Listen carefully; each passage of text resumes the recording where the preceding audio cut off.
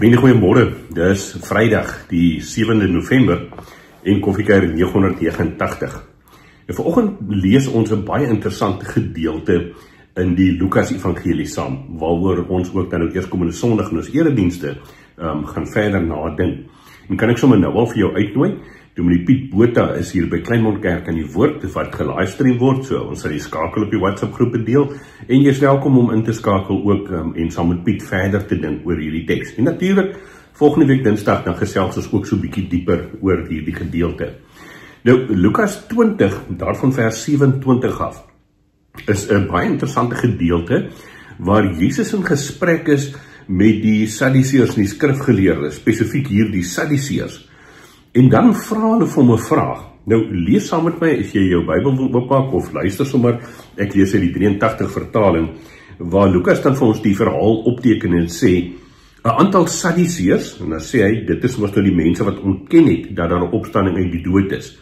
'n Aantal van hierdie Sadduseërs kom toe nader en vra vir Jesus, meneer, Moses het vir ons voorgeskryf, as iemand 'n getroude broer het wat kinderloos sterwe, moet hy met sy broer se weduwee trou en vir sy broer kinders verwek. Nou was daar 7 broers. Die oudste het getrou en kinderloos gesterwe, ook die tweede en die derde het met die weduwee getrou en kinderloos gesterwe. En so het dit met al 7 gegaan. Daarna die vrou ook gesterwe. Die vrou nou, wie se vrou word sy met die opstanding? Al 7 het haar mos as vrou gehad. Dis nou die vraag wat die Sadduseërs vir Jesus vra. Nou, vriende, kan ek net hier onderbreek eers so 'n bietjie. Dis natuurlik baie ironies dat die Sadduseërs hierdie vraag vra, want hulle het nie geglo in die opstanding na die dood nie. Hulle het nie geglo in 'n lewe na die dood nie. Vir hulle was net die eerste 5 boeke van Moses, soos wat bekend gestaan het, was gesaghebend in hulle kerklike lewe. Die res van die Ou Testamentiese profetiese boeke en geskrifte, hulle het hulle nie daarin gesteer nie. So dit was vir hulle net daai Pentateeg wat gegeld het. Maar nou kom vra hulle vir Jesus 'n vraag oor hierdie bizarre vraag, wil mense amper vra, oor die opstanding na die dood. En dan antwoord Jesus hulle en sê, in hierdie wêreld trou die mense met mekaar. Maar die wat waardig geag is om deel te hê aan die toekomstige wêreld en aan die opstanding uit die dood, trou daar nie meer nie. Hulle kan ook nie meer sterwe nie, hulle is soos engele. Hulle is kinders van God, omdat hulle uit die dood opgestaan het. Dat die dooies opgewek word, het Moses ook aangedui, waar hy in die gedeelte oor die doringbos praat van die Here, die God van Abraham, die God van Isak, die God van Jakob. Hy is nie 'n God van die dooies nie, maar van lewendes, want by hom leef hulle almal. Toe sê sommige van die skrifgeleerdes, meneer, u het goed geantwoord. Hulle het nie meer gewaag om hom 'n enkele vraag te stel nie. Nou, ons gaan Sondag in ons eredienste so 'n bietjie meer oor hierdie teks nadink. Maar dis eintlik hierdie silly question, hierdie belaglike vraag waarmee die Sadduseërs na Jesus toe kom. Nommer 1 belaglik omdat hulle self nie eens geglo het in die opstanding waaroor hulle die vraag vra nie. Nommer 2, wat is die kanse dat 7 broers met 'n vrou trou, elke keer so na mekaar soos wat in die leveransiehuwelike was, en elke keer sterf die broer. Ek wil eerlik sê, vriende, ek dink as ek broer nommer 2 of 3 gewees het, 4 dalk selfs nog, dan sou ek gesê, wow, wat gooi die tannie in my koffie in die aand? Dat hulle so die een na die ander sterf, wat dit nou daar gelaat. Dis 'n hipotetiese, belaglike vraag eintlik wat hierdie ouens vir Jesus kom vra. En dan gebruik die Here Jesus hierdie geleentheid om te praat oor die lewe na die dood. En veral dan oor die feit dat ons in God se teenwoordigheid gaan wees. En dat dinge daar anders gaan wees as wat ons dit hier op aarde beleef het. Dat die nuwe aarde dalk gekom het en dinge ook anders gaan werk. Ons weet nie, maar ons weet dat ons by God is en dat ons in God se teenwoordigheid is. En dis die belangrike ook van hierdie stukkie verbondsteologie.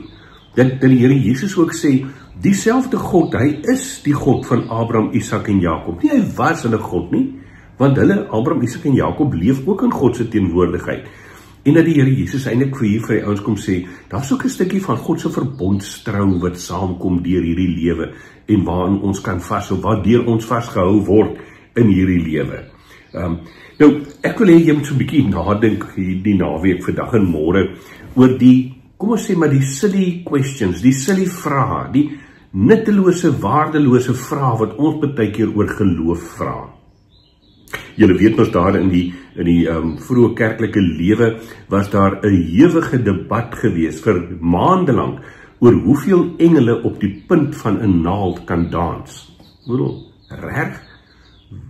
Wie gee om? Want dit gaan mos nou niks aan my en jou verhouding met die Here verskil maak nie. Maar daar's deur die loop van tyd is daar allerlei sulke simpel vrae wat mense vra. En ek wil vir jou uitnooi om so 'n bietjie na te dink vandag en môre oor die vraag wat jy dalk het. En dat jy ook vir jouself sal vra in teenwoordigheid van die Heilige Gees, is dit regtig goed om oor bekommerd te wees?